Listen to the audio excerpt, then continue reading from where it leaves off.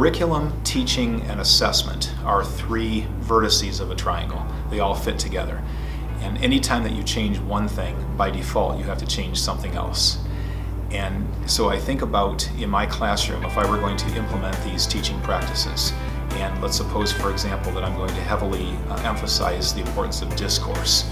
I want students to talk with one another. I want them to share their mathematical thinking. I want them to be able to come up with viable arguments for why we did a problem the way that we did. Well, then when I think about my assessments, I have to think, how do I give students an opportunity to do that in an assessment? It may be a matter of that I'm going to do an interview as part of an assessment, or maybe it's a presentation that a student gives. Or maybe it's even a written question on a test where students have to do some explaining. Why would you do this? How would you do this? Rather than just going for what is the answer to this problem, I'm going to go deeper than that and get students to write about why they did the problem the way that they did, to justify their approach and to explain their thinking.